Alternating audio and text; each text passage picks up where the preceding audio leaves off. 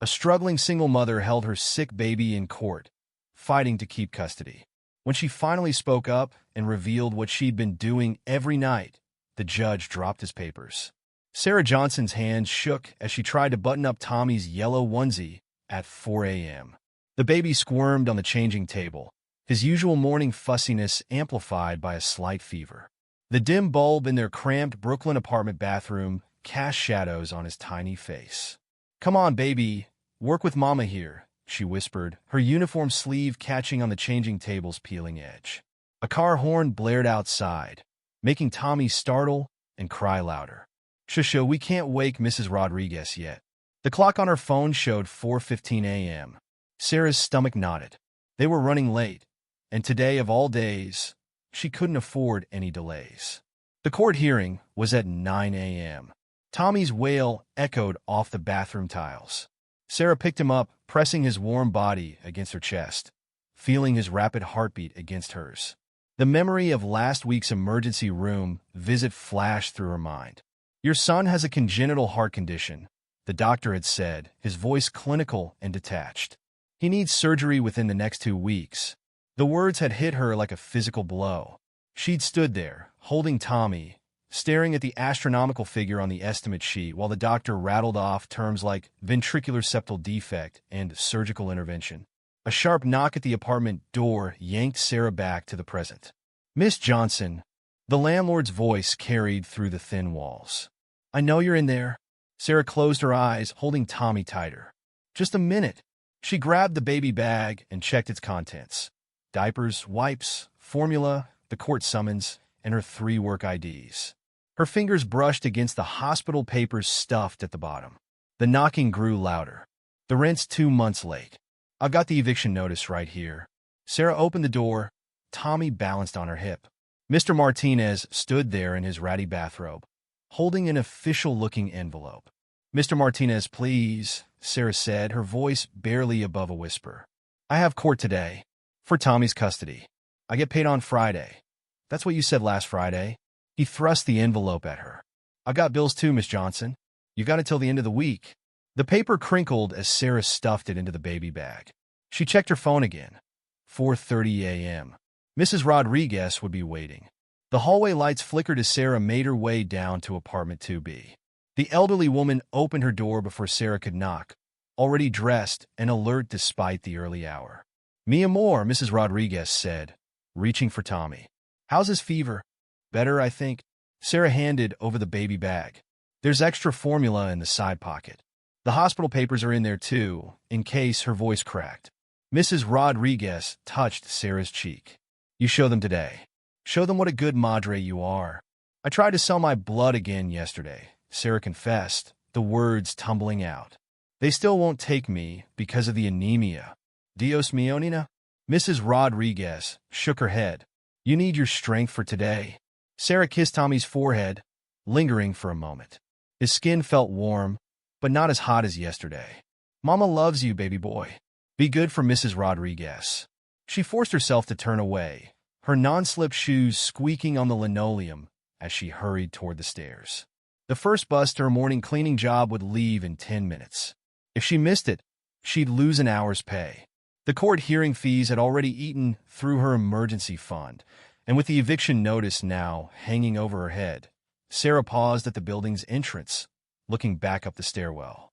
Tommy's cry echoed down, mixing with the early morning traffic noise. Her work shoes felt like lead weights. "Just get through today," she whispered to herself, pushing through the heavy door into the pre-dawn darkness. "Just get through today." The streets were still mostly empty as Sarah jogged toward the bus stop, her breath forming small clouds in the cold air. A police siren wailed in the distance. Her phone buzzed, a text from her sister. "Don't embarrass yourself today. Let him take Tommy. You know it's better for everyone." Sarah's vision blurred. She wiped her eyes with her sleeve, nearly missing the curb. The bus was already approaching the stop, its headlights cutting through the morning fog. Inside the nearly empty bus, Sarah sat near the back, her forehead pressed against the cold window. The eviction notice crinkled in her bag. She could feel the hospital bills underneath it, the papers that showed Tommy's condition, the surgery he needed, the money she didn't have. The bus lurched forward. Sarah watched her apartment building disappear around the corner, trying to ignore the gnawing feeling that it might be the last time she'd see it with Tommy still legally hers. Her phone showed another text from her sister. "Dad would have agreed with me." Sarah turned off the phone. She had 3 buildings to clean before the hearing. 3 buildings to vacuum, mop, and scrub, all while trying not to think about the courtroom waiting for her, about Tommy's father and his expensive suit, about all the ways she was failing her son. The bus hit a pothole, jolting Sarah in her seat. She gripped her bag tighter, feeling the papers inside. In less than 5 hours, she'd be standing in front of a judge, trying to explain why a single mother with 3 cleaning jobs and a cramped apartment deserved to keep her sick baby. The thought made her stomach turn. Dawn was breaking over Brooklyn as the bus wound its way through the awakening city. Sarah closed her eyes, but all she could see was Tommy's face, hear his cry echoing down the stairwell. She had cleaned these same buildings every morning for the past year, but today, every step would take her closer to the moment she dreaded most. The moment when she'd have to prove she deserved to be a mother. The bus turned onto Atlantic Avenue, and Sarah checked her watch again. 3 buildings. 5 hours. 1 chance to keep her son. The Brooklyn courthouse loomed over Sarah like a mountain of stone and judgment. She stood at the bottom of the steps, her cleaning uniform replaced by her only decent dress, a navy blue hand-me-down from the church donation bin. Tommy squirmed in her arms, his yellow onesie bright against the gray morning. "It's okay, baby," she whispered, though her heart hammered against her ribs. "We're just going to go inside and, Sarah..." A sharp voice cut through the morning air. James Tucker, her ex-boyfriend's lawyer, strode down the courthouse steps. His shoes probably cost more than her monthly rent. He carried a leather briefcase that gleamed in the weak sunlight. "You're early," he said, checking his Rolex. "That's surprising." Sarah clutched Tommy closer. "I cleaned 3 buildings in 4 hours to be here." Tucker's lip curled slightly. "Yes, well, I wanted to catch you before we go in. My client is prepared to be generous." He pulled out a document. "If you sign over full custody now, he'll cover all of Tommy's medical expenses. No questions asked." The paper trembled in his outstretched hand. Sarah stared at it, feeling the weight of Tommy against her chest. "Why?" Her voice cracked. "Michael hasn't seen Tommy once since he was born. He didn't even come to the hospital. My client has reconsidered his position." Tucker glanced at his watch again. "He can provide Tommy with everything you can't, including the heart surgery." Sarah's vision blurred. "I need to get inside." She pushed past him, taking the stairs one at a time, conscious of every step. Tommy grabbed at her hair, babbling softly. The morning sun hadn't burned off the chill yet, and her thin dress offered little protection. Inside, the security line stretched across the lobby. Sarah joined it, bouncing Tommy gently as he began to fuss. The baby bag felt like it weighed 1,000 pounds. "Sarah," her sister Lisa's voice made her stomach drop. She turned to see Lisa hurrying across the lobby, her heels clicking on the marble floor. Michael walked behind her, his suit perfectly pressed, his face unreadable. "Please," Lisa said, reaching for Sarah's arm. "Can we talk? Before this gets ugly?" Sarah pulled away. "You're here with him? He's changed?" Lisa's eyes darted to Michael. "He has a good job now, a house in Jersey. Tommy could have his own room, the best doctors." "Next," the security guard called. Sarah turned away from her sister, placing her bag on the conveyor belt. The guard waved the wand over her and Tommy, his face softening slightly at the baby's curious stare. "4th floor, family court," he said, handing back her bag. The elevator was cramped. Sarah pressed herself into the corner, keeping as much distance as possible between herself and Michael, who stood rigidly by the doors. Lisa fidgeted with her phone, the silence thick enough to choke on. Courtroom 4C was already half full. Sarah's steps faltered when she saw how many people were there. Other families waiting their turn, lawyers in suits, court officers standing guard. Tommy began to whimper. "Sho, baby, sho," she whispered, but her own voice shook. "All rise." Judge Peterson entered, his black robes swishing as he took his seat. His face was lined and stern, his glasses perched low on his nose as he reviewed the papers before him. "Case number 47293, custody hearing for Thomas Michael Johnson, he announced. Are all parties present? Yes, Your Honor. Tucker stepped forward. James Tucker, representing the father, Michael Bennett. Sarah stood on shaky legs. Sarah Johnson, Your Honor. I'm Tommy's mother. The judge peered at her over his glasses. No legal representation, Ms. Johnson? No, Your Honor. I couldn't. I worked 3 jobs, but I couldn't afford. Yes, well. He shuffled some papers. Mr. Tucker, you may proceed. Tucker smiled, all teeth and confidence. He pulled out a folder. Your Honor, we have documentation showing Ms. Johnson's current living conditions. He handed photographs to the bailiff. As you can see, the apartment is barely suitable for one person, let alone an infant with serious medical needs. The judge studied the photos. Sarah's cheeks burned as she recognized shots of her tiny apartment. The water stain on the ceiling, the cramped bathroom, the mattress on the floor that served as her bed. Furthermore, Tucker continued, Ms. Johnson works 3 separate cleaning jobs, leaving the child with an elderly neighbor for up to 14 hours a day. No proper daycare, no stable schedule. I'm there every morning when he wakes up, Sarah interrupted. Every night when he goes to sleep. I've never missed, Ms. Johnson, the judge warned. You'll have your turn to speak. Tucker pulled out more papers. We have proof of multiple late rent payments, utilities nearly being shut off, and most concerningly, an attempt to sell blood plasma for cash just last week. Tommy began to cry in earnest now, his face reddening. Sarah tried to comfort him, but her hands were shaking too badly. Meanwhile, Tucker gestured to Michael. My client has a stable job in pharmaceutical sales, earning 6 figures annually. He owns a 4-bedroom home in a good school district. He can provide the child with. He left.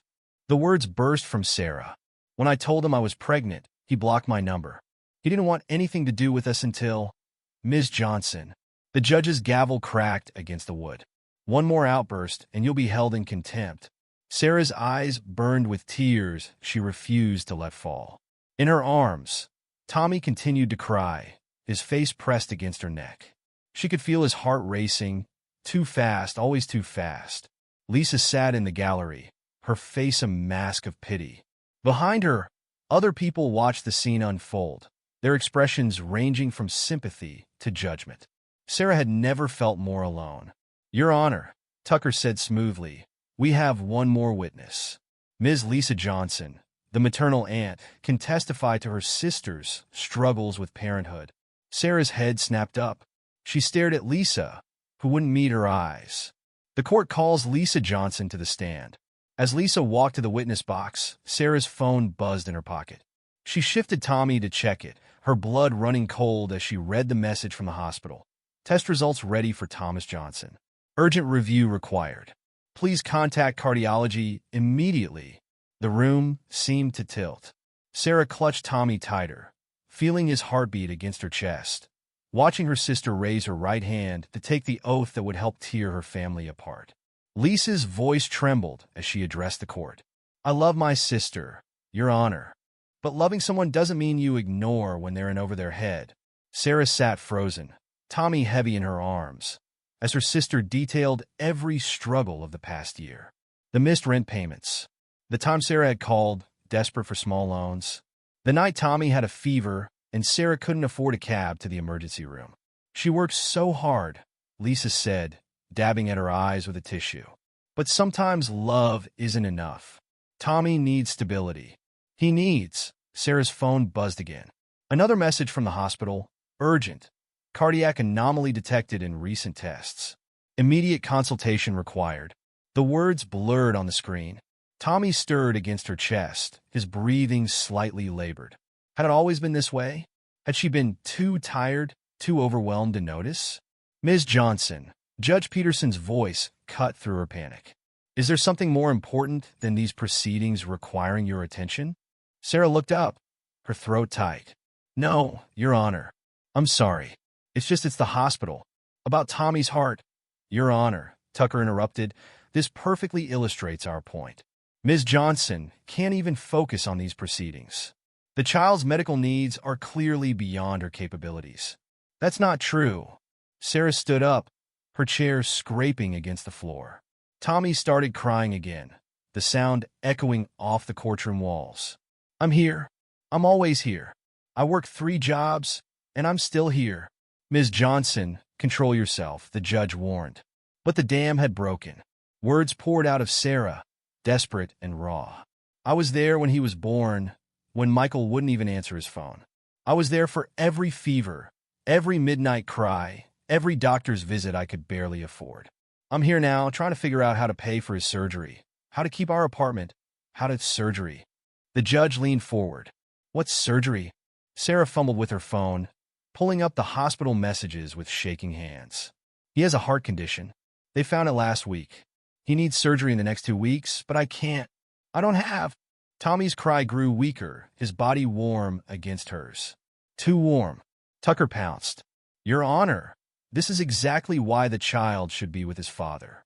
Mr. Bennett has excellent health insurance. He can provide immediate medical care. He doesn't even know which formula Tommy takes." Sarah's voice cracked.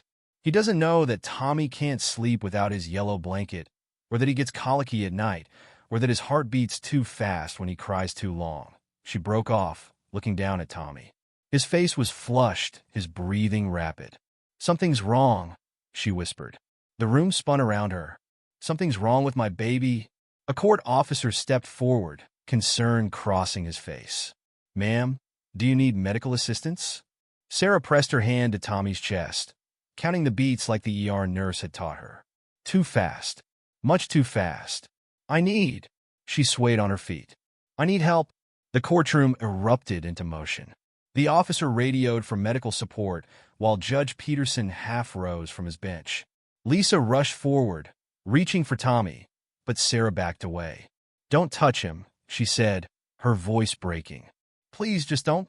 Michael stood by his lawyer, his face pale, watching as Sarah cradled their son. For the first time, uncertainty crept into his expression. "Ms. Johnson," Judge Peterson's voice was softer now. "There's an EMT station in the building. Let's get your son looked at, and then—" "No." Sarah shook her head, tears finally spilling over. "No, you don't understand. I can't. If I let him go, if I give him up—" She looked at Michael, at his expensive suit and clean hands that had never changed a diaper. "You'll take him away. You'll take my baby away." The judge removed his glasses, rubbing his eyes.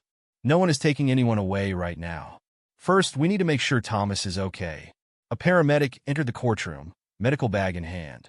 Sarah watched him approach, her world narrowing to the weight of Tommy in her arms, the heat of his skin, the too rapid flutter of his heart. "Ma'am," the paramedic said gently, "I need to check his vitals." Sarah nodded numbly, sinking back into her chair. As the paramedic took Tommy's temperature and listened to his chest, she pulled out her worn notebook, the one where she tracked every penny spent, every hour worked, every milestone Tommy had reached. "Temps 101.3, the paramedic announced. "Heart rate elevated. We should transport him to—" "I have everything here," Sarah interrupted, her voice barely audible. She opened the notebook with trembling hands. "Every doctor's visit, every medication, every time he's been sick. I write it all down. I never miss anything." Judge Peterson studied her for a long moment. The courtroom had gone quiet except for Tommy's whimpers and the scratch of the paramedic's pen on his form. "Mr. Tucker," the judge said finally, "a word in chambers. Ms. Johnson, please allow the paramedic to help your son. We'll resume when Thomas is stable." As the adults filed out of the courtroom, Sarah sat in her chair, watching the paramedic work.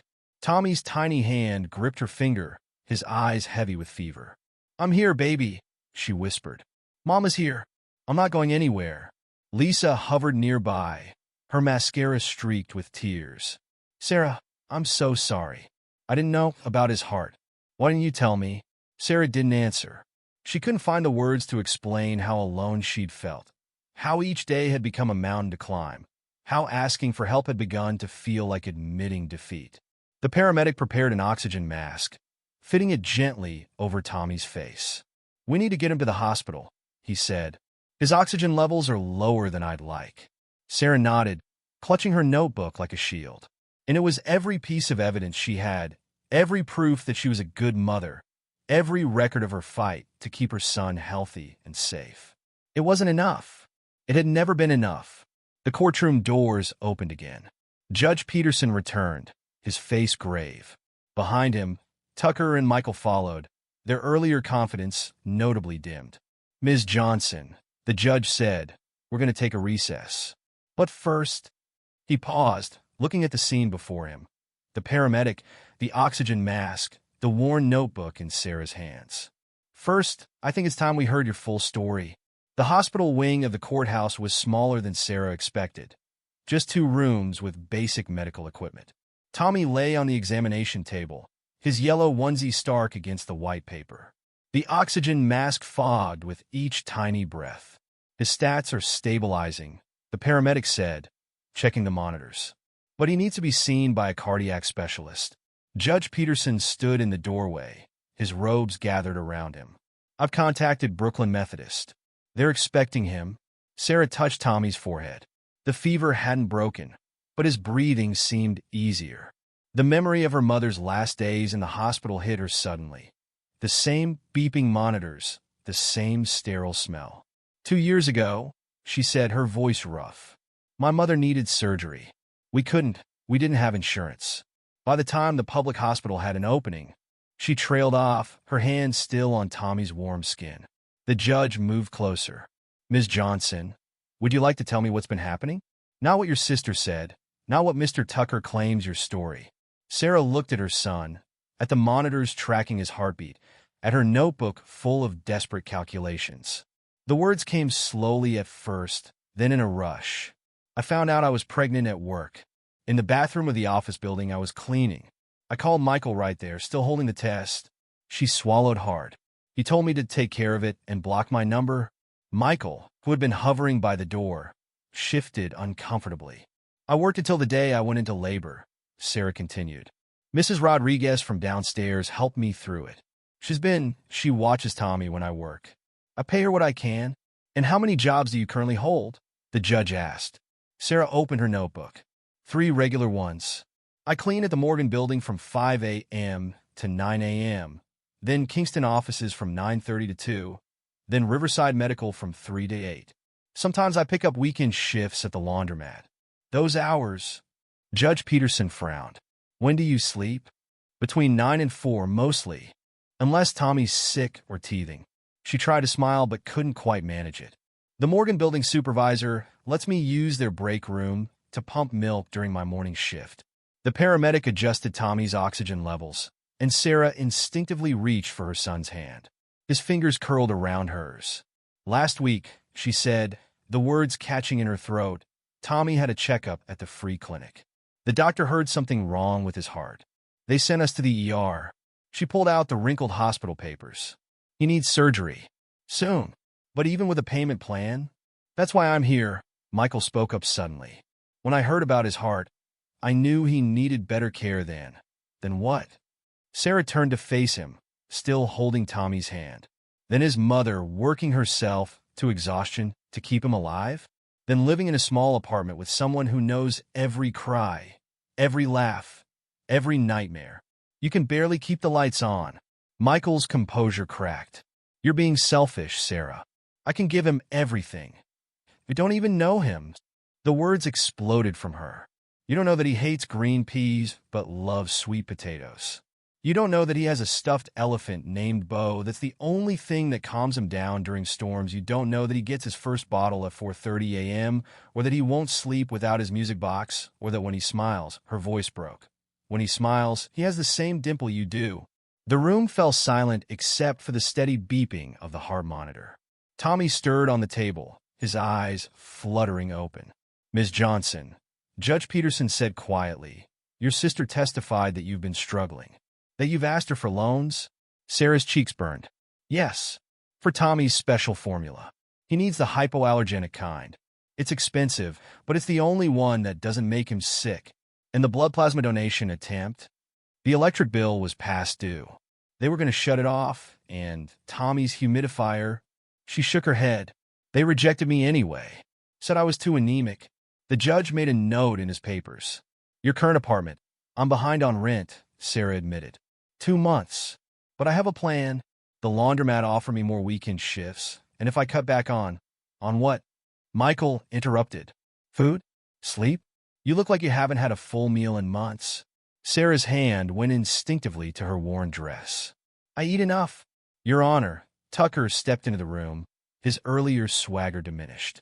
While this is all very touching, the fact remains that Mr. Bennett can provide immediate medical care and a stable environment.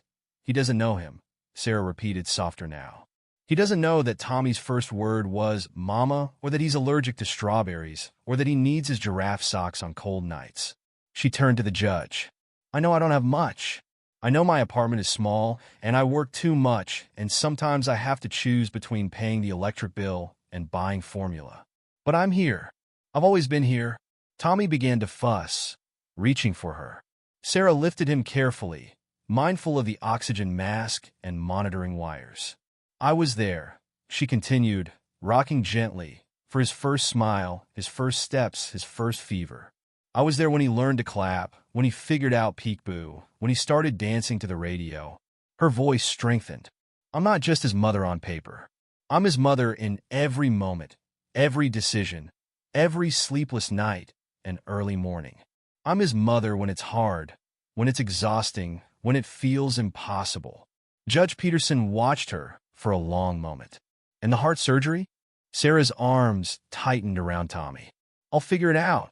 I always do. Even if I have to work 20 hours a day, even if I have to sell everything I own. You can barely stay awake now, Michael said. How are you going to? Because that's what mothers do. Sarah's voice rang through the small room. We figure it out. We make it work. We keep going because our children need us to keep going. Tommy nestled against her chest, his breathing steady under the oxygen mask. The heart monitor beeped its steady rhythm. Your Honor, Tucker started, but the judge held up his hand. Ms. Johnson, he said, I'd like to see that notebook of yours. Sarah's notebook lay open on the judge's temporary desk in the hospital wing. Every page was filled with her careful handwriting, columns of numbers, dates, times, notes about Tommy's development. Judge Peterson adjusted his glasses as he read. February 15th, he read aloud. Overtime at Morgan Building, $42.50. Save for Tommy's winter boots. He turned the page. March 3rd, sold watch from Dad, $125. Emergency room visit for ear infection. The paramedic had stepped out, leaving Tommy's monitoring equipment in place. Sarah sat in a hard plastic chair, her son drowsy against her shoulder, the oxygen mask still covering his tiny face. You've documented everything, the judge said, continuing to flip through pages. I had to. Sarah stroked Tommy's back, to make sure I wasn't missing anything. To prove. She stopped. To prove what, Ms. Johnson? To prove I was doing enough? The words felt like stones in her throat. That I was being enough. Michael stood by the window, his lawyer whispering urgently in his ear. Lisa had slipped into the room, hanging back near the door. April 22nd, Judge Peterson read. Tommy's first steps. 6:47 p.m. 3 steps from coffee table to couch. He looked up. You recorded the exact time? Sarah nodded. I was about to leave for my evening shift. Mrs. Rodriguez called me back in. I was already late, but... She smiled faintly. Some things you can't miss. The judge turned another page. May 15th. Donated plasma. Rejected. May 16th. Pawn mother's necklace. $85. May 17th. Electric bill paid. $82.43. He paused. Does your sister know about this? Lisa stepped forward. Sarah, why didn't you tell me? About selling Mom's necklace.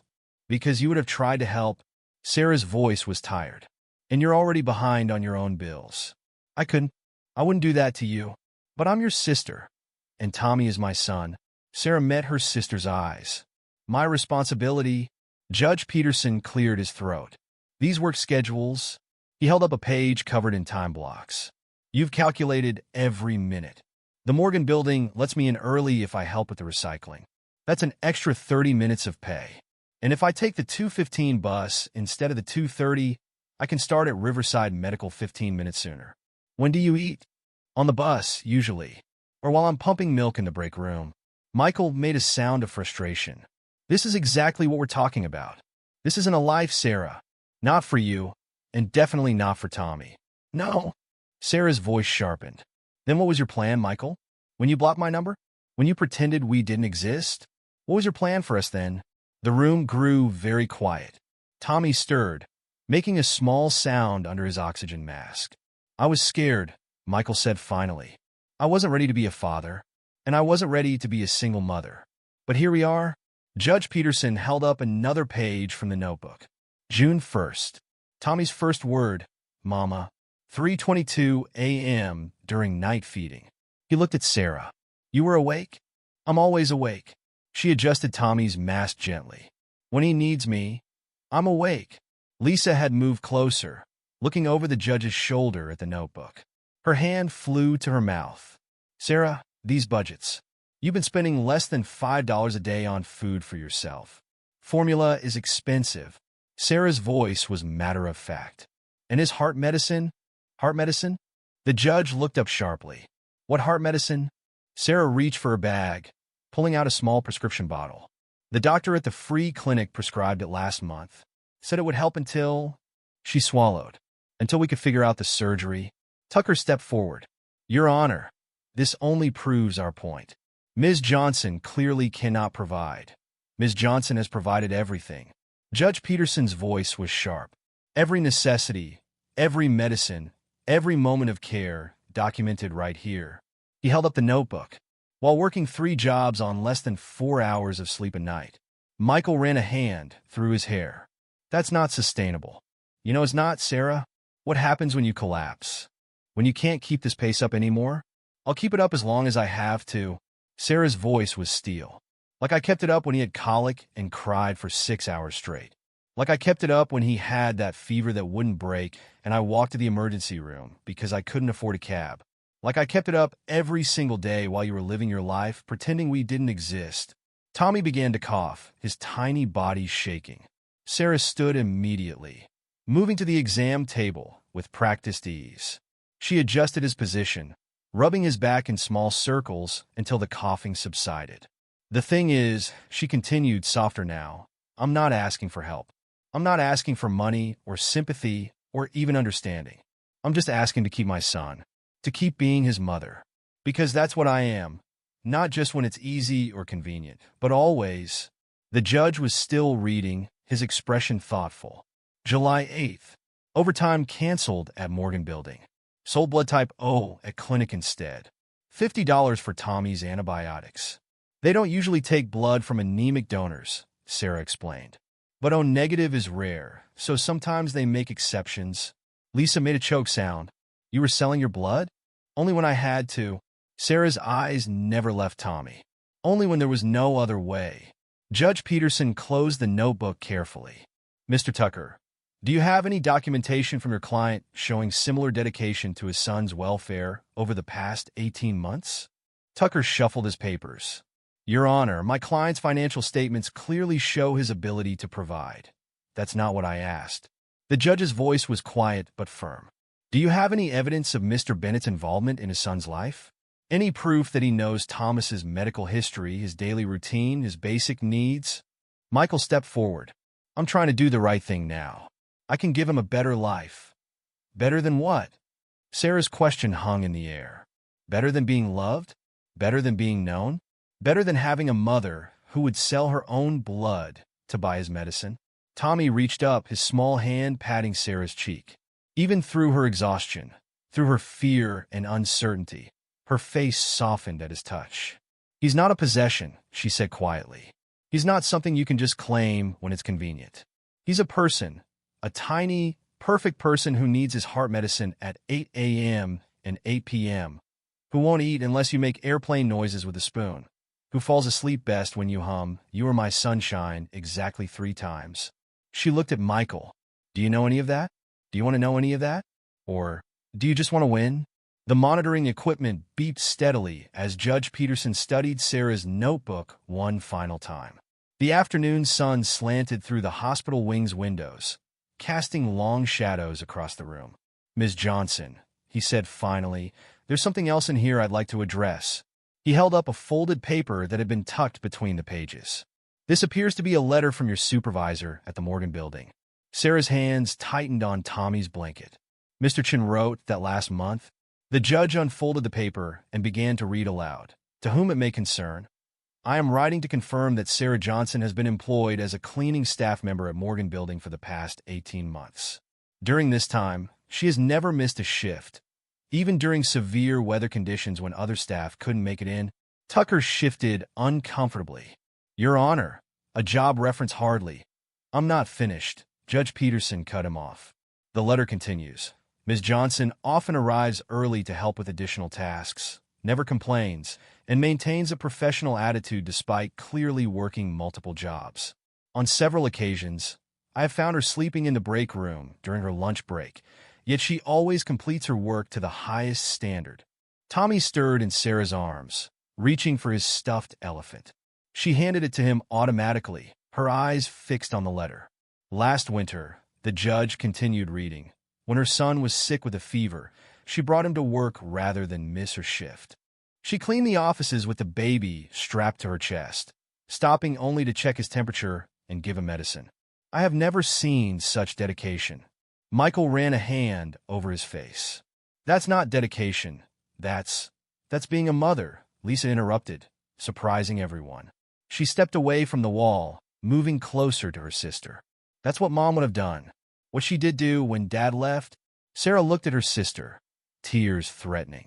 Lisa, I forgot. Lisa's voice cracked. I forgot how hard she worked, how tired she always was. But she never gave up. Just like you're not giving up. The judge set the letter down. There are more letters here. From the elderly neighbor who provides childcare. From the free clinic doctor. From the supervisor at the laundromat who offers you extra shifts. He looked at Tucker. Do you have any similar character references for your client? Tucker cleared his throat. Your Honor, my client's financial stability. Money, Sarah said quietly, bouncing Tommy gently as he began to fuss. That's all you keep talking about. Money and things and a big house in Jersey. She looked at Michael. But where were you when he had his first fever? When he wouldn't stop crying, and I didn't know why. When he learned to smile, to crawl, to walk. I'm here now, Michael insisted. I'm trying to do the right thing. The right thing? Sarah's voice rose slightly. The right thing would have been answering my calls, being there for the ultrasounds, helping with the medical bills before they became crushing debt. Tommy began to cry, a weak sound behind his oxygen mask. Sarah immediately shifted him to her shoulder, patting his back in a practiced rhythm. Baby, she whispered. Mama's got you. The judge watched this interaction closely. Mr. Bennett, in the past 18 months, have you made any attempt to be part of your son's life? Michael stared at the floor. I wasn't ready then. And now? Judge Peterson pressed. What changed? Before Michael could answer, a nurse appeared in the doorway. The cardiac team is ready. We need to prep Thomas for additional tests. Sarah's face went pale. Tests? Standard procedure, the nurse assured her. Given his condition, they want to do a complete evaluation before. I can't, Sarah interrupted, her voice small. The tests, the evaluation, I can't afford. The hospital's children's fund will cover it, Judge Peterson said firmly. I've already spoken with the administrator. Sarah stared at him. What? Your son needs medical care, Ms. Johnson. That takes priority over everything else right now. He turned to the nurse. Please proceed with the tests. Ms. Johnson will accompany her son. Your Honor. Tucker started to protest, but the judge held up his hand. Mr. Tucker, your client claims he wants what's best for the child. At this moment, what's best is having his primary caregiver, the person who knows his medical history, his symptoms, his reactions, present for his evaluation. The nurse stepped forward with a wheelchair. Ms. Johnson, if you'll come with me. Sarah looked down at her worn dress, her cleaning uniform still visible in her bag. I should change first. You're perfect as you are, Lisa said suddenly. She moved to her sister's side. Do you want me to come with you? Sarah hesitated, then nodded. The sisters' eyes met, something unspoken passing between them. As the nurse helped Sarah into the wheelchair, Tommy still cradled in her arms. Judge Peterson turned to Michael and his lawyer. Gentlemen, I believe we need to have a serious discussion about the true meaning of parental responsibility. But the custody hearing, Tucker began. We'll resume after Thomas's medical needs are addressed. The judge's tone left no room for argument.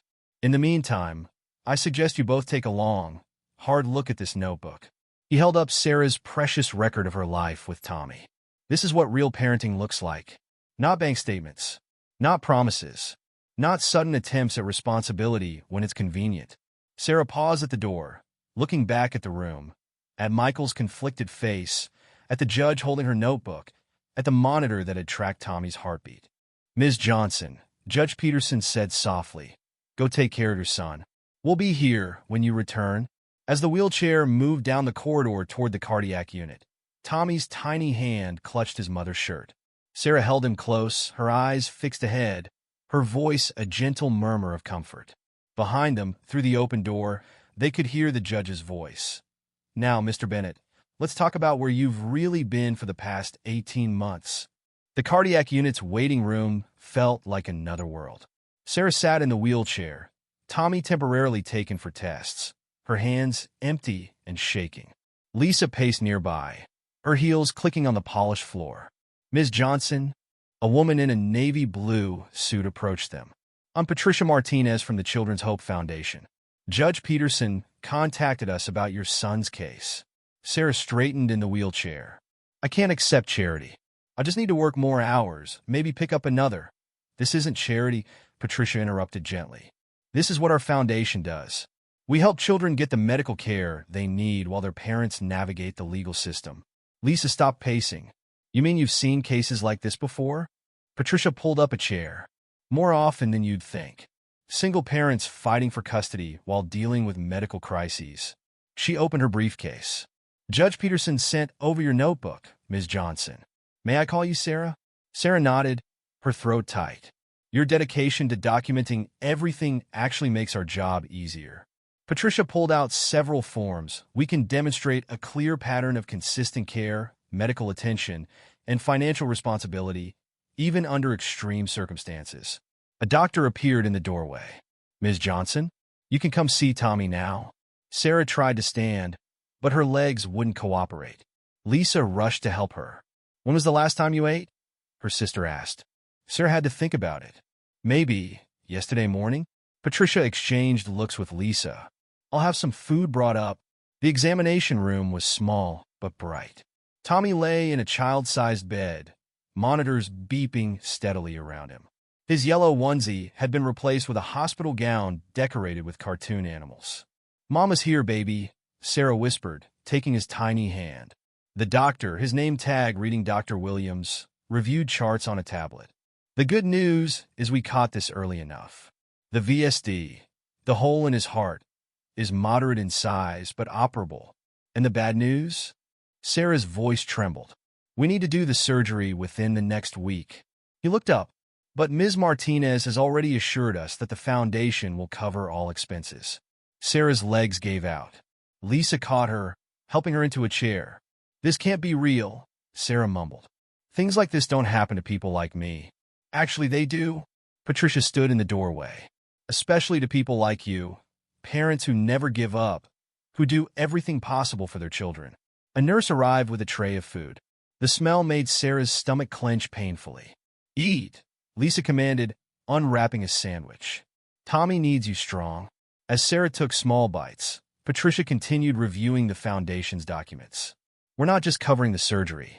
We're providing aftercare support, follow-up appointments, and, she paused, assistance with your housing situation. Sarah nearly choked. What? Judge Peterson shared the eviction notice. We work with several housing assistance programs. There's an apartment complex near the hospital that partners with us for families with children receiving long-term care. The food turned to ash in Sarah's mouth. I can't. My job's... About that, Patricia smiled. The courthouse is actually hiring for an administrative position in the Family Services Department. Judge Peterson mentioned you've demonstrated exceptional organizational skills. Lisa grabbed her sister's hand. Sarah, this is what Mom would have wanted. Help when you need it most. A knock at the door made them all turn. Judge Peterson stood there, his robes gone, looking more human in his shirt sleeves. How is he? He asked, nodding toward Tommy. Stable, Dr. Williams replied. We're scheduling surgery for next Tuesday. The judge nodded. Good. Ms. Johnson, there have been some developments in your case that we need to discuss.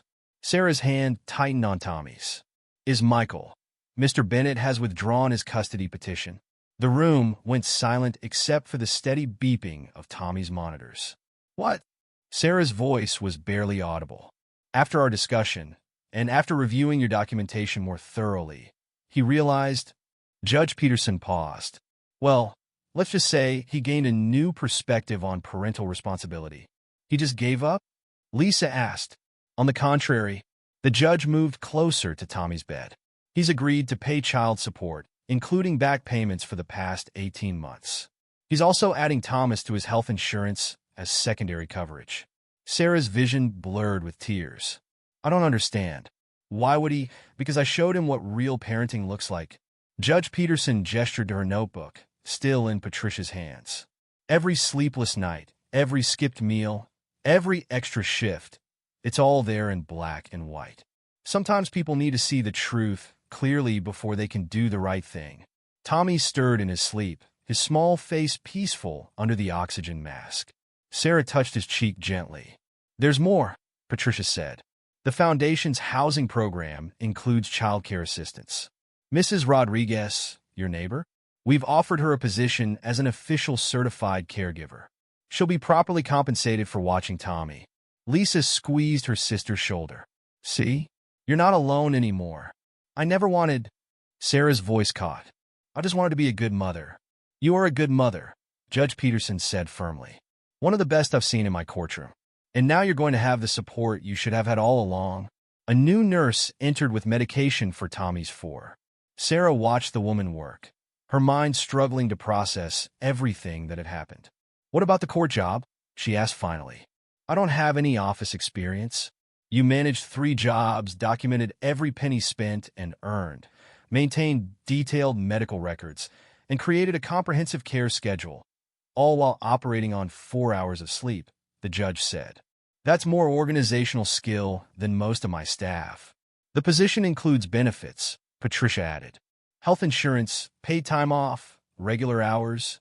Regular hours, Sarah repeated, as if tasting the words. I could be home at night? With Tommy? You could be home at night, Lisa confirmed. You could sleep in an actual bed instead of on the bus between jobs. Dr. Williams checked Tommy's vitals again. His numbers are good.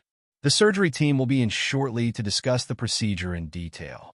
Sarah nodded, still holding her son's hand. The sandwich Lisa had forced her to eat sat like a stone in her stomach. The first real food she'd had in days. Ms. Johnson, Judge Peterson said softly, you've been carrying an impossible burden alone for 18 months. It's time to let people help. I don't know how, she whispered. Yes, you do. Lisa pulled her chair closer. You helped me when Dad left, remember? When I couldn't pay my rent, and you gave me your savings? Let me help you now. Let us all help you. Tommy's monitors beeped steadily, a rhythm Sarah had memorized like everything else about her son. Each beat seemed to say, hope, hope, hope. The surgery's on Tuesday, Dr. Williams reminded them. We'll keep him here until then for observation. I can't leave him, Sarah said immediately. You don't have to, Patricia assured her. The Foundation provides accommodation for parents during treatment. There's a family suite down the hall. And I'll bring you clothes, Lisa added. Real clothes, not just uniforms. Sarah looked around the room, at her sister's determined face, at Patricia's kind eyes, at the judge who had seen past appearances to the truth, at her son sleeping peacefully in the hospital bed. Okay, she said finally, her voice small but steady. Okay. 5 days passed in a blur of medical consultations, pre-surgery preparations, and paperwork. Sarah barely left Tommy's side, sleeping on a fold-out chair in his hospital room. The morning of the custody hearing's continuation dawned cold and clear. I don't want to leave him, Sarah said, straightening the new blouse Lisa had brought her. Tommy slept peacefully in his hospital bed, his vital signs stable on the monitors. It's just for an hour, Lisa assured her. The nurses have your phone number, and the courtroom is 3 floors down. Sarah touched Tommy's forehead one last time, checking for fever out of habit. A nurse smiled at her from the doorway. We'll take good care of him, she promised. His surgery team is doing rounds in 20 minutes anyway. The elevator ride to the courthouse floor felt endless. Sarah's new shoes, also from Lisa, clicked on the tiles. The sound echoed differently than her old work sneakers. Courtroom 4C looked smaller than she remembered. Michael sat with Tucker, his expression unreadable. Mrs. Rodriguez had come, sitting with Lisa in the gallery. Even Mr. Chun from the Morgan building was there, still in his supervisor's uniform. "All rise," the bailiff called. Judge Peterson entered, carrying Sarah's notebook along with his other papers. Once everyone was seated, he cleared his throat. "Before we proceed, I want to address something." He opened the notebook. "Ms. Johnson, this document tells a story, not just of the past 18 months, but of what it truly means to be a parent." Sarah twisted her hands in her lap. The judge continued, "In my years on the bench, I've seen countless custody battles. Parents fighting with expensive lawyers, throwing around accusations, promising grand things." He looked at Michael. "But rarely have I seen such clear evidence of pure, unwavering dedication." Tucker shifted in his seat. "Your Honor, my client has already withdrawn his petition." "Yes, he has. But I think it's important to state for the record why this case has affected me so deeply."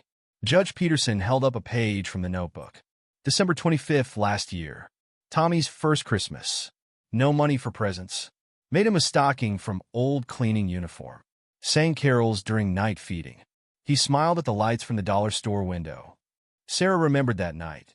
The empty apartment, the single string of lights she'd bought for 99 cents, Tommy's face glowing as he watched them twinkle. January 3rd, the judge read another entry. "Lost filling in back tooth. Dental work would cost $180. Tommy needs new winter coat instead. We'll rinse with salt water and manage pain." Michael made a sound in his throat. The judge looked at him. "Mr. Bennett, when you came to this court seeking custody, what did you think parenting was about?" Michael cleared his throat. "I thought it was about providing a good home, good schools, opportunities, material things," Judge Peterson interrupted. "But let me read you something else." He turned to another page. "March 15th. Tommy took 3 steps today. Fell and got scared. Held him until he stopped crying. Missed extra shift at laundromat, but worth every penny lost just to see him try again." The courtroom was silent. Sarah could feel Mrs. Rodriguez's eyes on her, full of understanding. "That's parenting," the judge said quietly. "The choices, the sacrifices, the moments that matter more than money." He set the notebook down and looked directly at Sarah. "Ms. Johnson, please stand." Sarah rose on shaky legs. The judge's face was serious but kind. "This court hereby grants you full physical and legal custody of Thomas Michael Johnson." He raised his hand as Tucker started to speak. "Mr. Bennett will have visitation rights to be determined after a 6-month period, during which he will attend parenting classes and demonstrate consistent child support payments." Sarah gripped the table to stay upright. The judge wasn't finished. "Furthermore, the court orders immediate implementation of the following. First, Mr. Bennett will provide health insurance coverage for Thomas and pay all back child support within 30 days. Michael nodded, looking at his hands. Second, the Children's Hope Foundation's offer of medical care, housing assistance, and child care support is hereby incorporated into this order. Ms. Johnson, you are required to accept this help, not as charity, but as the support system you and Thomas deserve." "Yes, Your Honor," Sarah whispered. "Third, the position in the court's Family Services Department is yours, should you want it. Standard hours, full benefits, and a salary that will allow you to care for your son without working yourself to exhaustion." Lisa made a small sound of joy behind her. Sarah could barely breathe. And finally, the judge leaned forward. "I want to commend you, Ms. Johnson. You've shown extraordinary strength, dedication, and love under circumstances that would break most people. This court recognizes and honors that." Sarah's vision blurred with tears. "Thank you, Your Honor." "Mr. Bennett," Judge Peterson turned to Michael. "Do you understand the terms of this order?" Michael stood. "Yes, Your Honor." He hesitated, then turned to Sarah. "I'm sorry. For everything. I didn't understand before. The back child support will be garnished from your wages," the judge continued. The court will also require monthly proof of your attendance at parenting classes before considering visitation rights. I understand, Michael said quietly.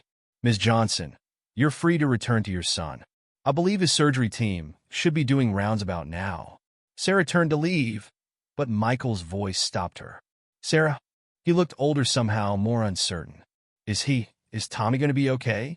For the first time, Sarah saw something real in his face. Actual concern for their son. The doctors say the surgery has a high success rate, she said. You can ask them for updates if you want. Michael nodded. I'd like that. Mrs. Rodriguez hurried forward to hug Sarah. Gracias a Dios, she exclaimed. Now you let us help you, Nina. No more fighting alone. Mr. Chin stepped forward next. Your job will be waiting if you ever want to come back, he said. But I hope you take the court position instead. Lisa wrapped an arm around her sister. Let's go check on Tommy. Then we need to look at those apartment listings near the hospital. Sarah let her sister guide her toward the door, her mind spinning. Judge Peterson's voice stopped them. Ms. Johnson, don't forget this. He held out her notebook. Sarah took it, running her fingers over the worn cover. I guess I don't need to track every penny anymore. Keep writing anyway, the judge advised. Someday, Tommy will want to know his story. In this, he tapped the notebook. This is a love story if I've ever seen one. The elevator ride back to Tommy's floor felt different this time. Everything felt different. Lisa squeezed her hand. Mom would be so proud of you, she whispered. Sarah clutched her notebook to her chest as they approached Tommy's room. The surgery team was just finishing their rounds, making notes on his chart. There you are, the head surgeon smiled. We were just reviewing everything for tomorrow. Are you ready? Sarah looked at her son, peaceful in his hospital bed. She thought of all the nights she'd watched him sleep in their tiny apartment, wondering if she was doing enough, being enough. Yes, she said firmly. We're ready? 6 months later, Sarah stood in the kitchen of her new apartment, watching Tommy toddle across the living room floor. His surgical scar had faded to a thin white line, barely visible under his red t-shirt. The doctor said he was recovering faster than expected. Mama! Mama! Tommy called, holding up his stuffed elephant. His voice was stronger now, filling the space with the kind of energy only a healthy toddler could produce. I see you, baby, Sarah answered, glancing at the clock. 7:30 a.m. Time for his morning medicine. The new apartment was nothing like their old one. 2 bedrooms, clean walls, working heat, and windows that actually kept out the cold. The Children's Hope Foundation had helped her find it, just 3 blocks from the hospital and a short bus ride from the courthouse where she now worked. The kitchen counter held a new pill organizer, each compartment carefully labeled. Sarah measured out Tommy's morning dose, adding it to his breakfast smoothie just like the doctors had shown her. Her phone buzzed. A text from Lisa. Still good for lunch today? I'm bringing wedding magazines. Sarah smiled, typing back a quick yes. Her sister was getting married in the spring, and Tommy would be the ring bearer. The thought still felt surreal, having time for things like family lunches and wedding planning. The doorbell rang. Mrs. Rodriguez stood outside, right on time as always. Buenos dias, she called, stepping inside. The elderly woman was now Tommy's official daytime caregiver, properly paid through the Foundation's program. She wore a neat uniform with an ID badge that read Certified Child Care Provider. His medicine's in the smoothie, Sarah explained, gathering her work bag. And the cardiac follow-up is at 4. I know, mi amor. Mrs. Rodriguez smiled. Just like every Thursday. Go. You'll be late for your meeting. Sarah checked her reflection in the hallway mirror. The woman who looked back at her wore a professional outfit, not a cleaning uniform. Her eyes had lost their constant exhaustion, and she'd gained back some of the weight she'd lost during those hardest months. Mama work? Tommy asked, patting her leg. Yes, baby. Mama's go to work. She knelt to kiss his forehead. But I'll be home for dinner, just like always. The walk to the bus stop felt different these days. She passed other mothers heading to work, exchanged nods with familiar faces. Her new job at the courthouse kept her busy, but the regular hours meant she could actually plan her life instead of just surviving it. The Family Services Department was already bustling when she arrived. Sarah's desk had pictures of Tommy, his first steps, his hospital recovery, his recent birthday party where he'd smashed cake all over his face. Morning, Sarah, Judge Peterson called, passing by with his coffee. "Ready for today's cases?" "Yes, Your Honor." She pulled out her files. 3 custody hearings and 2 adoption finalizations. "And how's our star patient?" Sarah brightened. "The cardiologist says his heart function is almost completely normal." "The surgery?" She paused, still amazed. "It changed everything." "You changed everything," the judge corrected gently. "The surgery just helped?" Her computer showed new emails. One from Michael's parenting class coordinator confirming his continued attendance. Another from the foundation about Tommy's upcoming developmental assessment. There was even one from Tucker, who had surprisingly become an advocate for the Children's Hope Foundation, helping connect other families with their services. The morning passed quickly. Sarah's job involved helping other parents navigate the system she'd once found so overwhelming. Filing paperwork, coordinating with social services, explaining procedures in simple terms every desperate mother reminded her of herself 6 months ago. Every struggling father made her think of Michael, who was slowly learning what it meant to be a parent. At lunch, Lisa arrived with a stack of bridal magazines and takeout from their favorite deli. "You're never going to believe this," Lisa said, spreading out sandwich wraps on Sarah's desk. "Michael called me." Sarah looked up sharply. "What? Why?" "He wanted to know if it would be okay to buy Tommy a birthday present. Said he's been thinking a lot about Dad, about how leaving us was the biggest mistake of his life." Lisa unwrapped her sandwich. "I think those parenting classes are actually getting through to him." Sarah thought about Tommy's upcoming birthday. "What did you tell him?" "That he should ask you. He's scared to Sarah. Says he doesn't deserve another chance." "Maybe he doesn't." Sarah picked at her lunch. "But Tommy deserves to know his father. The real version, not just the angry man from the courtroom." The afternoon brought a young single mother to Sarah's desk, clutching a baby and medical bills she couldn't pay. Sarah listened to her story, seeing her own past reflected in the woman's tired eyes. "It feels impossible, doesn't it?" Sarah said softly, pulling out the foundation's paperwork. "But you're not alone. Let me show you how we can help." By 4 o'clock, Sarah was at the hospital for Tommy's checkup. Mrs. Rodriguez had him dressed in his favorite dinosaur shirt, his curls neatly combed. "Pressure's perfect," the cardiac nurse announced. "Heart rate steady." "He's doing great, Mom." "Mom." The word still made Sarah's chest tighten, but with pride now instead of fear. They stopped at the small park near their apartment on the way home. Tommy played in the sandbox while Sarah watched from a nearby bench, her old notebook open in her lap. She still wrote in it every day, but the entries were different now. Tommy said, "Thank you," unprompted today. Heart nearly burst with pride. "First full night's sleep in own bed. Both of us." Salary finally covered all bills with money left over.